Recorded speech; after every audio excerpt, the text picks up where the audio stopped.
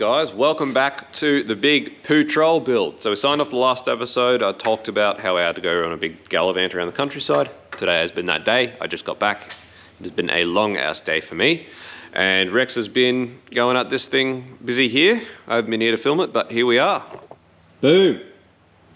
Coming together, looking freaking awesome. So as you can see, that's the engine that still has to come back out. That hasn't been done yet. We still have to wait for that. So all of this does still have to be undone somewhat, but as you can see, the progress has been made. We've got our breathers set up. As you can see, our twin oil air separators, they're breathing. You can see everything in the car. It's looking freaking wicked. So there's been heaps of little things that I've done today. Like I've made that drain as well. That took a bit of mucking around to get it to work. Back there, fuel line is done up to the rail. This was a problem though. I realised when I chucked this mat, it's just sitting there. But with the rocker covers turned around, look where that fitting ended up. Right on the rail. Right at the rail. So that is actually bent. I had to bend the end of the rail very, very carefully to point it back a little bit like that to get clearance. Yep. So it's all right, but it's not very fun. It's very stressful. Yep. Feed is done for the turbo. I ended up doing your suggestion, and because I was originally going to run it like this, but then there's not really anything to hang it, and I just no way to keep it out of the way. I like the idea of just running it around here, and I just P-clamped it down so that it's out of the way, and that way it's not in the way of the intake, but that's as far from heat as it can be. Started the fittings. I've pulled the gate apart, changed the spring over, so the gate's good for 7 psi now. Awesome. So the gate's ready to go. And yeah, I started on that bottom rad hose, but I'm going to wait a bit and finish that. That chain crossover pot has been cooked. It's just cooling down. I've welded the nuts on for the little heat shield to make on that. I worked out my routing for all of our wiring for the starter and for the alternator and stuff like that. Which means I've just got another 1 or 2 little heat shields to make, but they're not very hard, so I'll make them later. One to make for that side where the brake lines and fuel lines and stuff all are. So, but yeah, it's heaps of little jobs getting done. I've got to make the clutch line next, so pretty much get to a point where once that part shows up, we'll pull all this out. But when it goes back in, most of the stuff should be just literally plug and play. Yep, cool beans. So Rex played around with our bottom rad hose a little bit. That's why he's got this belt just over here, so that he's got a reference for where that belt's going to end up. But essentially what he ended up finding was that the best orientation for the thermostat housing was almost stock, in the stock location. We had thought that it was going to be a lot better to direct it down towards the crank pulley almost, but Rex had found that with the crossover pipe and everything in situ, that this was the best way to have it as far away from heat as possible. So what we'll probably do is just take that back off and put a stock one back on. There's no need to have the billet one on there if it's not needed. It saves him. They're not a cheap part. They're like 120 bucks or something. So more than that. They're like 150, 160. Yeah, okay. So it's pretty significant. Yeah, that's it. We'll get rid of that because he doesn't need to have to pay for that. So that is fine. But yeah, interesting that's pretty much how it ended up. Is it ended up being the stock location was best. So that's all well and good.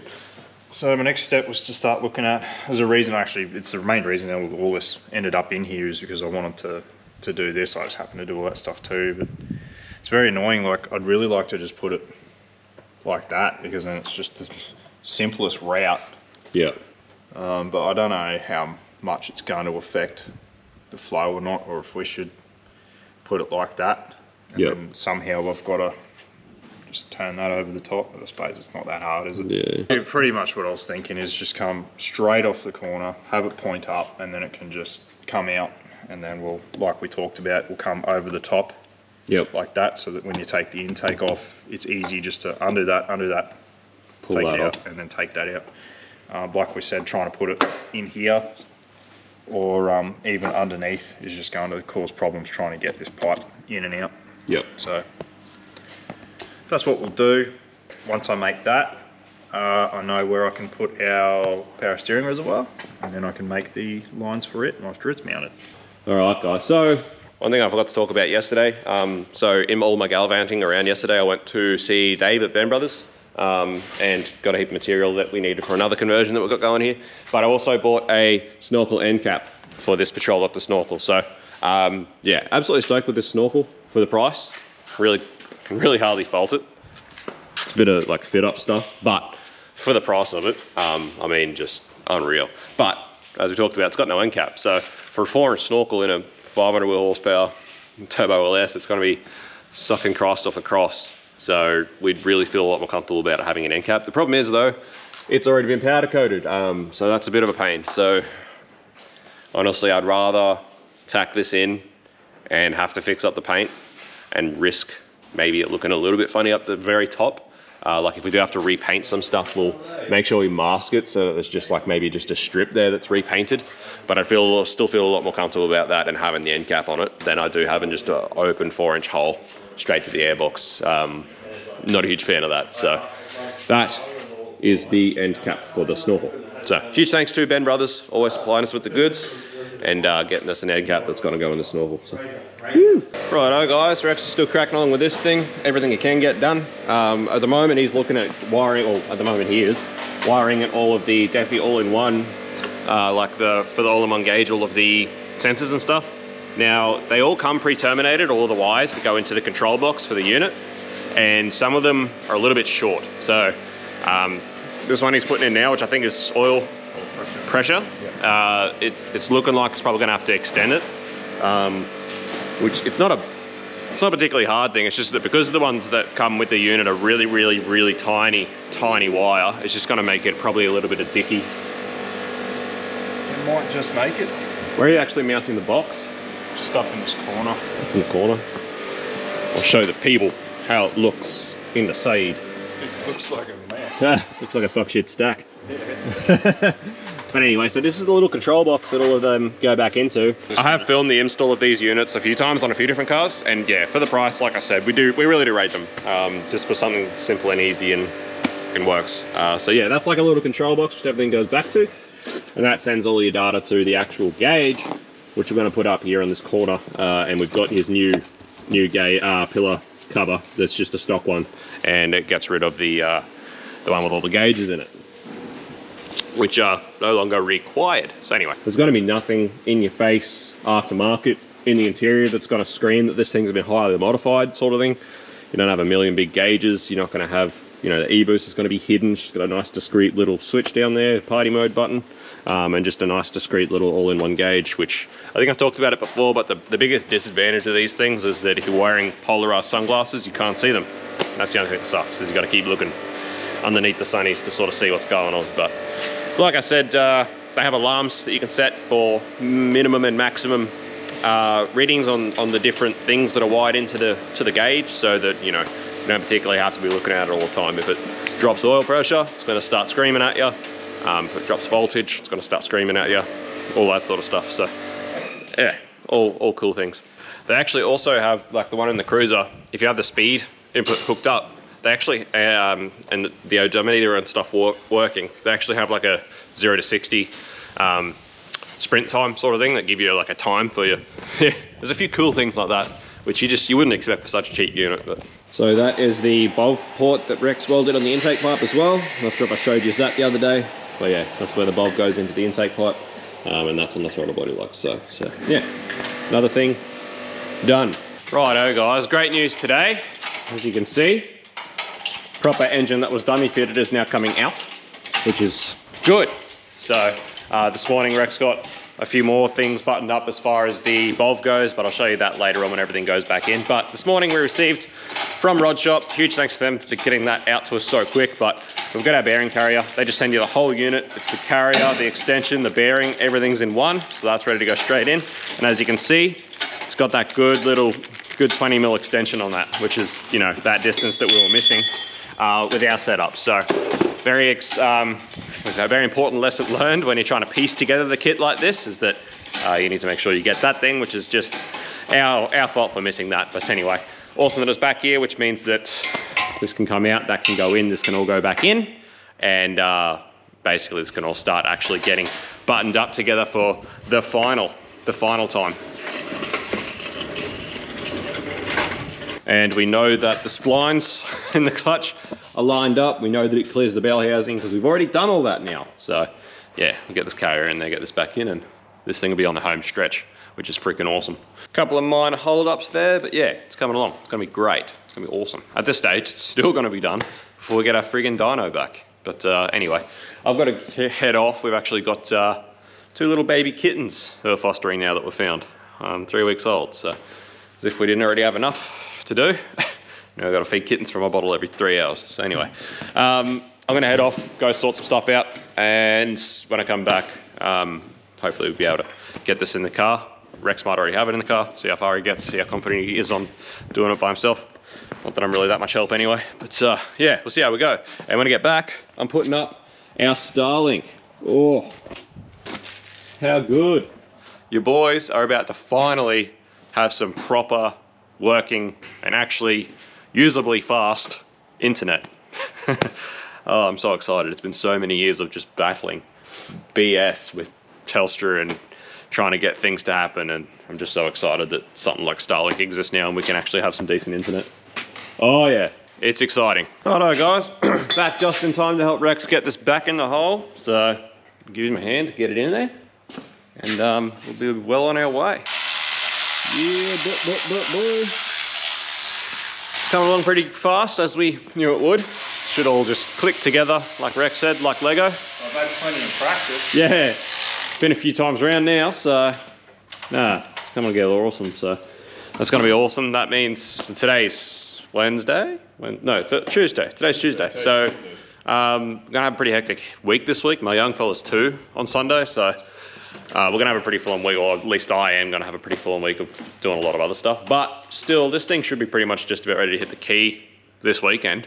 Albeit the rest of the exhaust may not be finished by then, but just with the dump pipe on it, should still be ready to hit the key and just run it, which would be awesome. So that's pretty cool. We've got Starlink working, and my lord, we are not going to know ourselves with this thing. It's obviously it's going to take a little while for the satellites to learn the location so that it doesn't frequently drop out, but the speed is just wild. I know, yeah. I won't worry about it now, but yeah, I'll do it in another video. I'll talk about it a bit more, but yeah, it's pretty wild, the speed for us, which is crazy.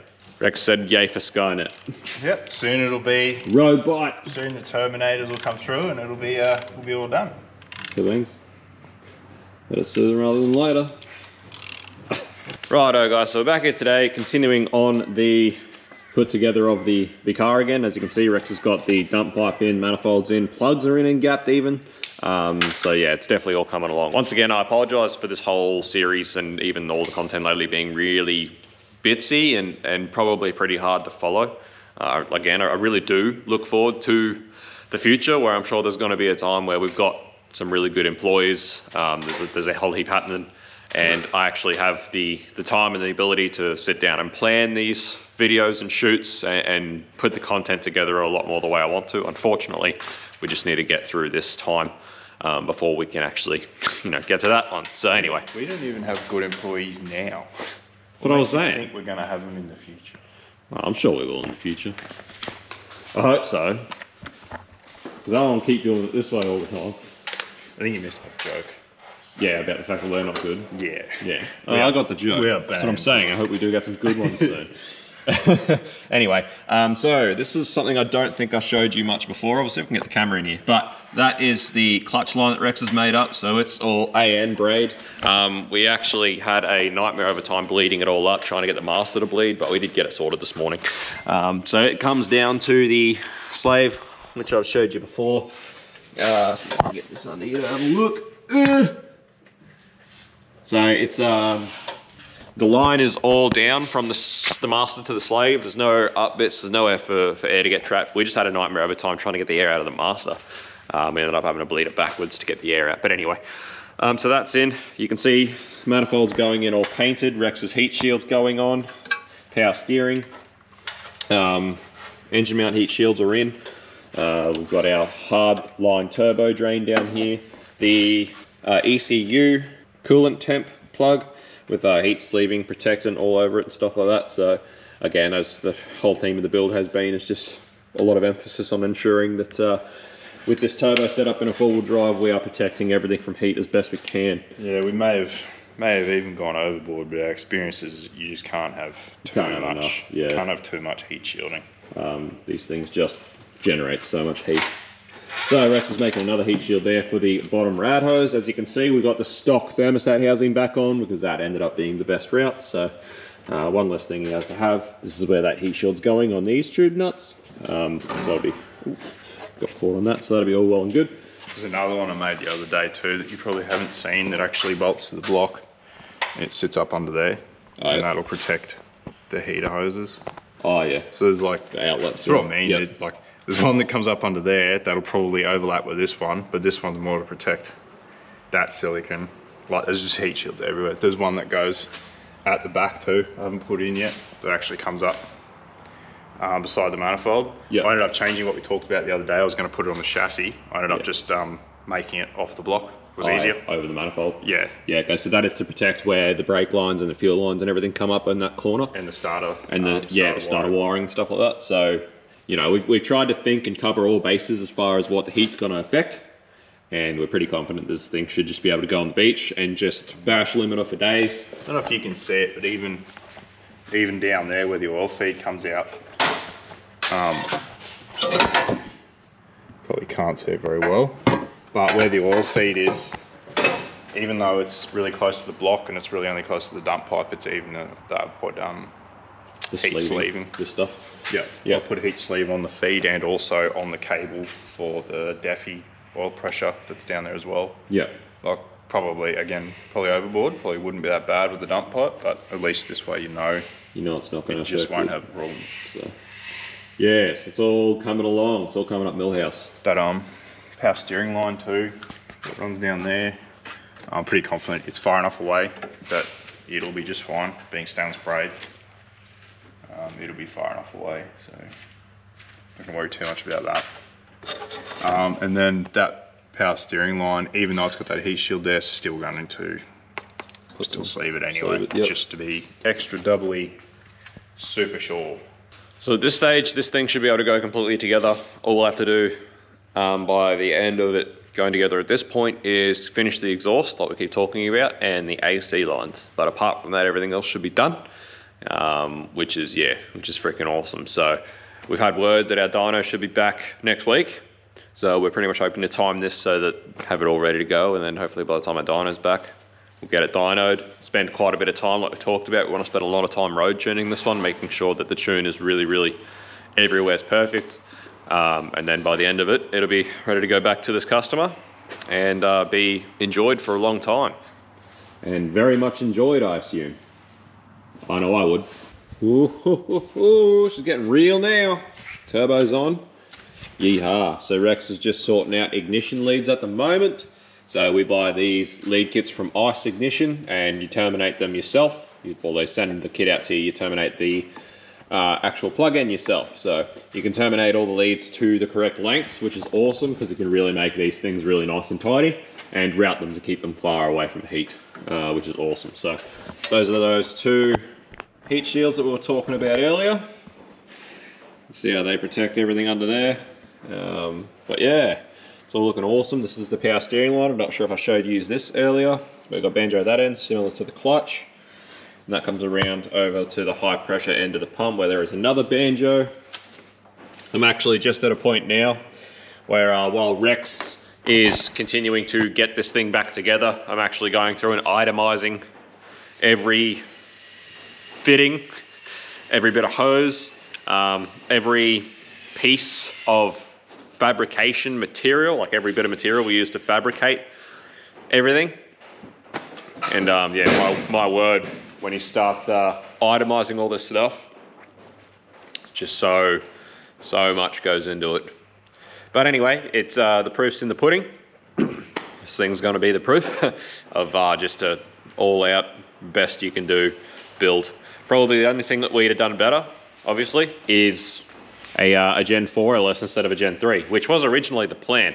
Unfortunately, the owner actually got ripped off but he got scammed out of a Gen 4 LS that he had bought, which was a real shame. So he ended up picking up the LS1, which was, yeah, not actually the first choice. So that's about all you'd really change if you wanted this thing to be, you know, full on. But that being said, obviously, as far as the setup goes, super easy to root this out, put a Gen 4 in, everything just belts back up.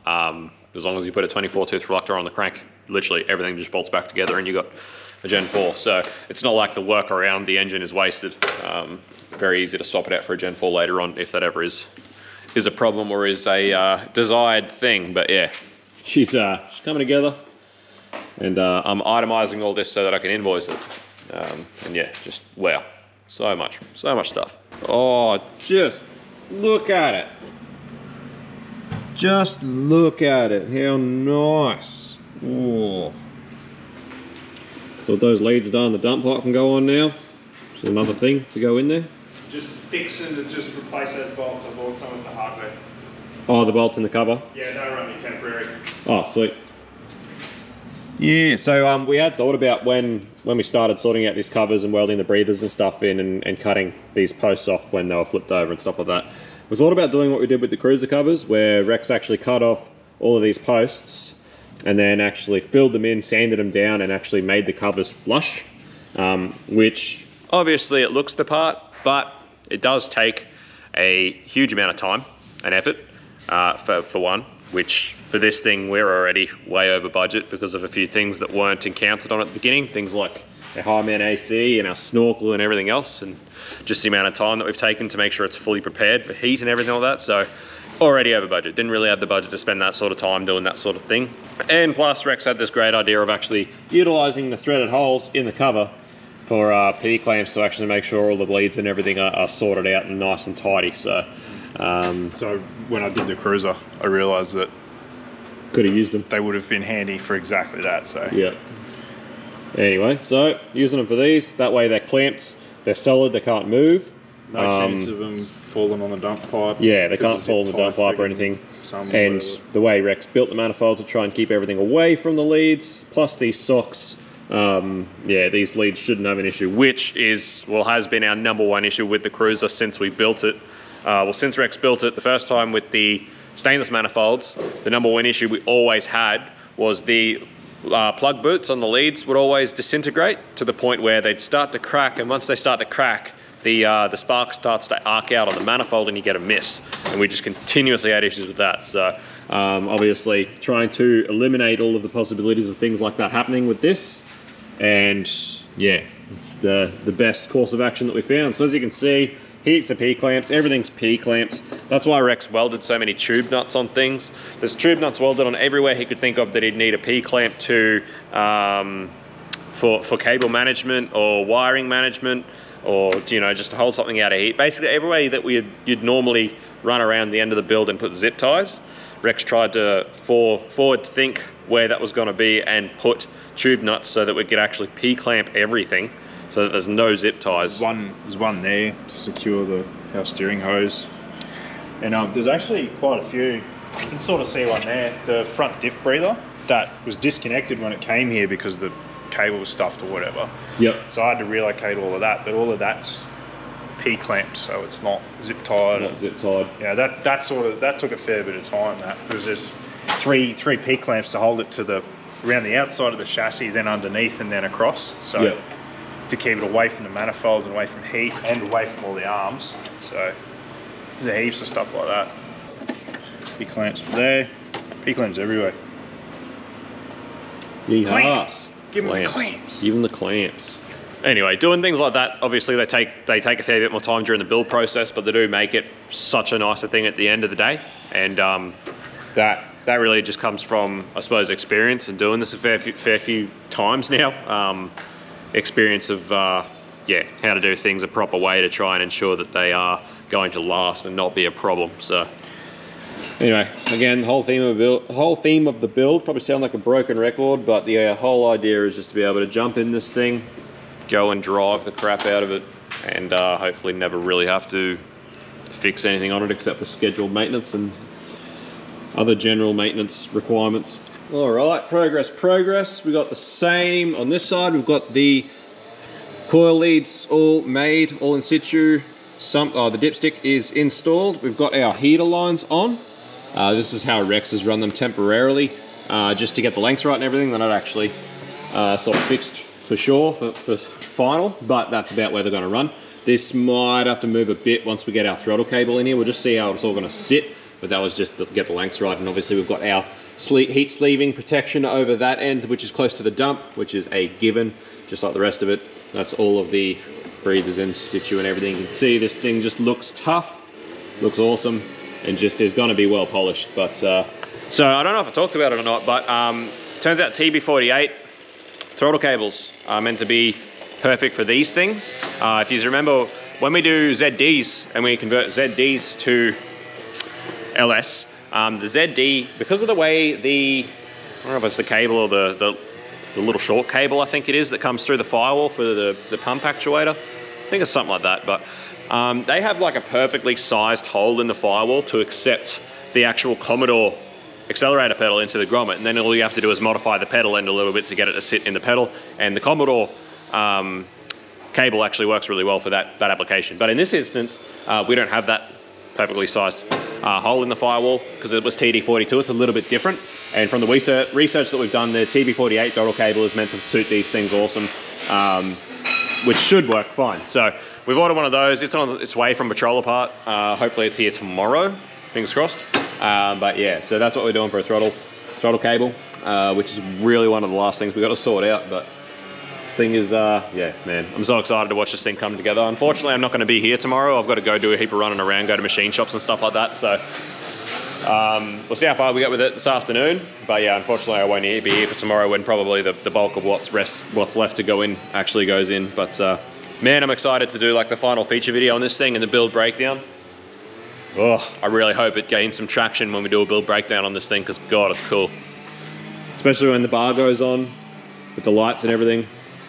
Tough looking rig. I'm excited to see it back here, hopefully after paint. Righto guys, so I had my big day of driving all around the countryside yesterday. Rex just was smashing this thing out, got heaps done.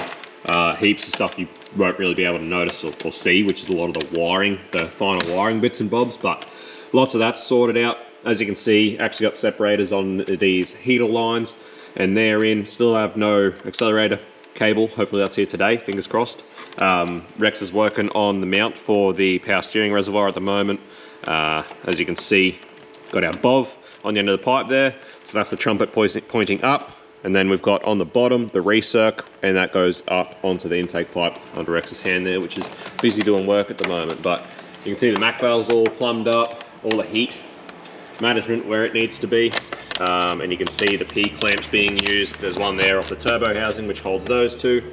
You can see this tube nut welded on the rad hose to P clamp the steam vent, which is running into the top rad hose there. So you know, this is all of the little things that we talked about coming into action, where you can actually see the differences that is made instead of having zip ties and stuff around the place. So it just looks so much tidier and way more professional. But yeah, this thing's awesome. So tomorrow is my young fella's second birthday party. So unfortunately today is another day where I'm gonna be pretty much out probably all day, getting ready and setting up for that and going shopping and everything else. It's gonna be wild, lots of work. So I'm gonna duck out and leave Rex once again to continuing on. But yeah, this thing's coming to the final stages. We've got some good news. Hopefully our dyno's gonna be back soon. So everything's working out well. And stoked to see this thing come together. So you can see the new guards on this side. The flare that came off the old guard, we're not sure how it's actually going to attach to the new guard. It appears they attach differently, or we're missing a heap of clips or something. But yeah, new guard on. So once this thing goes to paint and everything gets painted, that's going to be awesome. But yeah, this thing, wicked. Wicked, wicked. So it might be a bit hard to see from over here, but Rex got the snorkel cap welded on.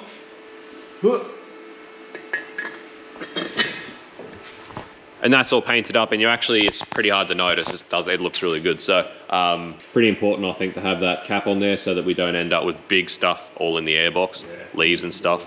Yeah, so that worked out awesome. So that's welded in there. Even, and I would never have thought about this in the past, but even fuckheads just walking past putting stuff down them. Chucking a bottle down it or something. Yeah. You never know. Nuts and bolts and shit. Even though there's a filter there, but still. Yeah, you never know. Up the beach, everyone's on the beers. Someone thinks it's a good idea to chuck a bottle down it or something, or a can, and then all of a sudden you can't get it out. Oh, even if you're with somewhere and there's just, Gronks just do that. There's people at car shows that have had, you know, nuts and bolts chucked down, you know, well, hats and stuff. Like, it's just fucked. There are people that do that sort of shit, so. It is sad that you do have to sort of plan for that sort of thing, but yeah, that's my point. You can't be too careful. Righto, guys. Back out here on Monday morning now. Rex is still on the way, he's not here yet. I just had the most insane, well, both of us did really, but just the most insane weekend with the young fella's birthday and everything. Yeah, but Friday afternoon, after I had to take off and start getting ready with everything, Rex kept cracking on with this all day before the weekend, which was awesome. And you can really sort of see almost the finished product. Unfortunately, the belt that I picked up my belt on the Thursday, and maybe even it was Friday, but either way, it was incorrect. It was the wrong length. We had to get it a little bit longer, so that's on order. We're hoping that should be here today, so one of us can go get it today. But apart from that, you can see where the bob is. You can see the recirc pipe for the blow-off valve there, which just comes underneath, up into the intake. Yeah, you can pretty much see how the entire thing sort of has come together. So on Friday afternoon, Rex spent heaps of time. Obviously, you can see the batteries in this thing. He went through, checked all of his circuits, made sure all of the wiring was smick. And he was absolutely stoked with the fact that, yeah, this thing had literally nothing that he had to revisit. All of the wiring was bang on, bloody perfect. So with that, he actually managed to, with the plugs out, get it turned over until we got oil pressure up. So this thing's got oil pressure. You know, everything's pretty much ready to go now. We're ready to hit the key, obviously, without a belt. But nonetheless, this thing we are ready to hit the key on. So that's pretty exciting. It's looking freaking wicked. Again, just so wrapped with this build as a whole and just how it's all come together. Yeah, really, really stoked. So, ooh, just so good. So good. Oh, we've got a zip tie. Oh no, not a zip tie. So you can see here as well the power steering hose from the Res. As you can see, it's an AN fitting on the bottom there. It's got a right angle on it, which is awesome. And then we've got some just 5/8 generic power steering hose. And then what we've done is we've made a joiner, which joins onto the standard Commodore power steering Res hose. So this one here is from a standard Commodore, which is actually molded. So two advantages there. Obviously, having a molded one for that sort of bend to keep it away from that heat, from that turbo, is a huge help, because if you just use generic 5/8 hose and you try and bend at that tight of a radius, it's going to start kinking, it's going to create issues. So having it molded helps with that a great deal. Not only that, but obviously in that system, that hose, even though it's really protected, we've done the best we can to try and protect it from heat, the best we can. It is going to be, of any of them, well, the one that gets damaged. So now, if that one does happen to get damaged, if it does happen to melt or something happens to that, it's pretty easy for him to go to any sort of super cheap Repco, any automotive store, and just get a standard Commodore power steering hose that's just going to go straight in and replace that one from that joint.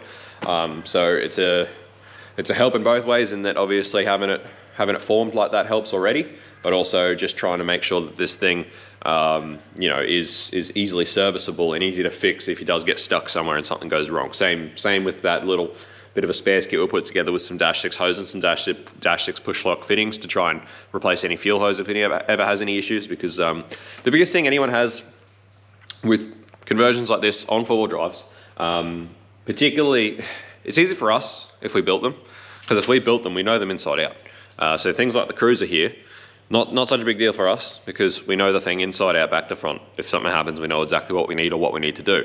But if you get a shop like us to convert your four-wheel drive, like the owner here has, all of a sudden, if you're out touring, if you're over on Fraser, or if you're in the Kimberleys or wherever you're going with your four-wheel drive, the biggest issue anyone ever seems to have with these is the fact that once they're converted, it's really hard to know what you need or what parts you need to get it fixed.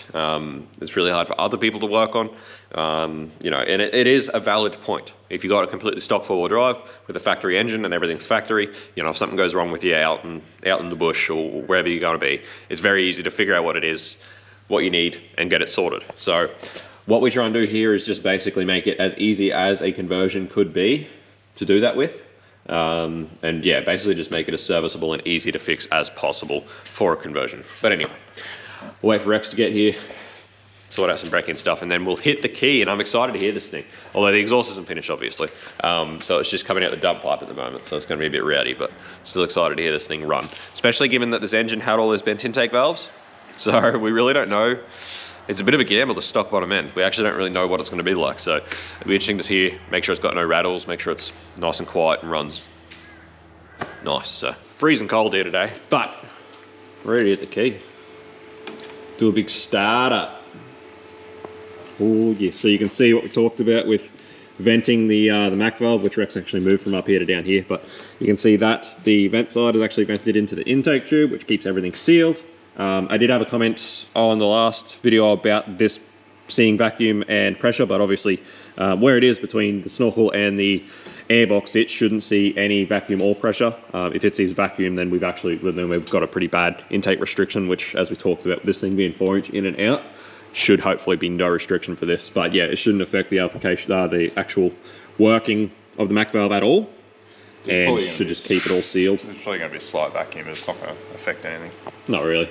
And even then, it'll be tuned as it is anyway. So whatever it is doing, it will be tuned to suit. So yeah, that'll just keep everything nice and sealed and good. So yee-haw. It's looking really good. Just getting HP hooked up. We did have a little fuel leak from the sensor for the Defi, which Rex had put thread sealer on it, but it didn't want to seal up, so we ended up just thread taping it, and it seems to be fine now. So you got fuel pressure, everything seems to be schmicky now.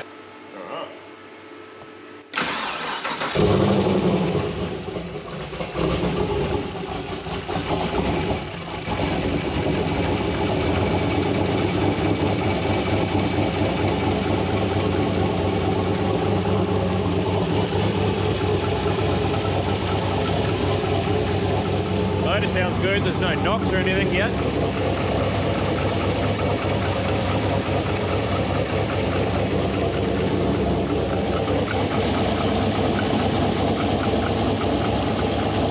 Can't hear any exhaust leaks or anything.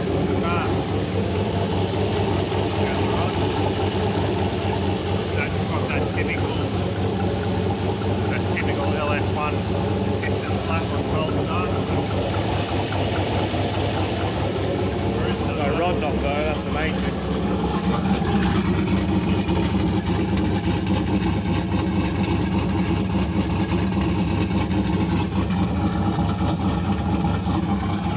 What's that? Oh, it's just where you just build it up.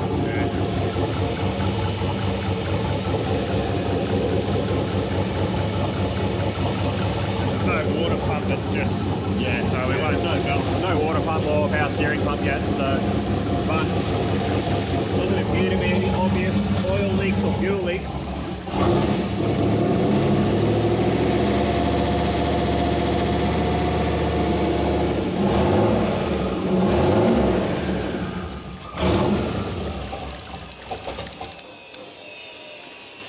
Oh, overall pretty successful.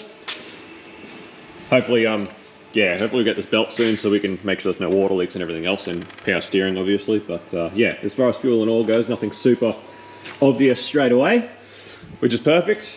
And yeah, it doesn't seem like there's any exhaust leaks that are very obvious, which is also really good. So it's awesome, really good little first start. So what we did here was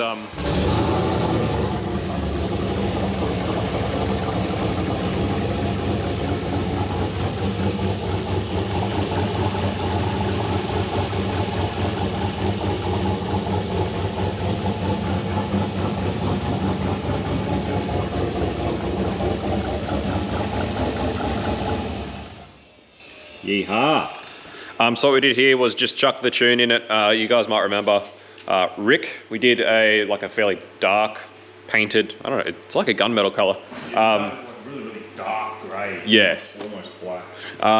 But yeah, we did a turbo LS GU, just a tune for him, which had a very similar setup as far as same injectors, very similar size turbo and everything else. So we just chucked his tune into it to get it started, which has worked awesome. So that's a really successful little first start. As you can see, our TB48 wasn't it? Yes. Yep. Yeah, throttle cable has arrived. which does look pretty good. Obviously it's not going to fit the standard bracket that was on the manifold, but that's all right. Rex can just make a new one that bolts to the standard location. Well, I made a new one just because the standard bracket, the right way, was way too far back. Yep. And I turned it upside down, which worked, but it only got about 75% throttle. Oh, okay. So yeah. I had to make trouble. Yeah, I had to make a custom bracket to move basically the point back to the center of the bolts about there. And that way it actually gets full travel. And that just goes straight through the firewall and onto the pedal like it would from factory. So yeah, really, really good option and happy days. So yeah, that's huge.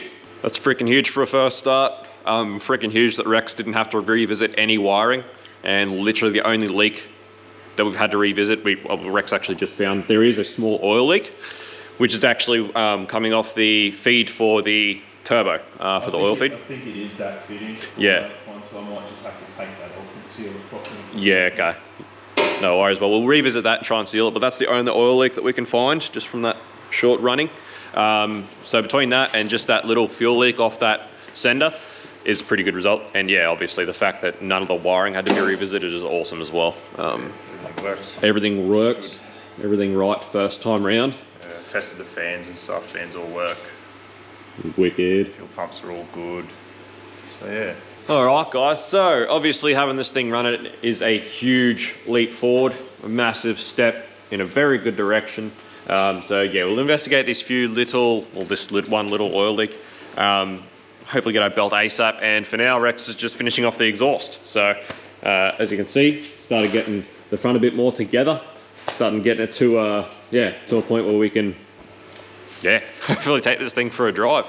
As you can see, we are still waiting for our dyno. So at this stage, that's probably still going to be the main holdup. But you know, there's no reason we can't get this thing out on the street and just do some gentle street driving off boost just to start getting the tune, you know, close to where it needs to be. Obviously, we are going to have to wait for the dyno for the power tune. It's going to be sick. So yeah, Rex is cracking on with the exhaust. I'll show you that pretty much when it's done. I don't think there's a lot of use going through it as it happens. We've talked to the owner about how we're going to get it to exit, and we've come up with a plan on what's going to happen. So yeah, next episode we'll take you through exactly what we've done with the exhaust. You get to see just how big 4 inches actually is.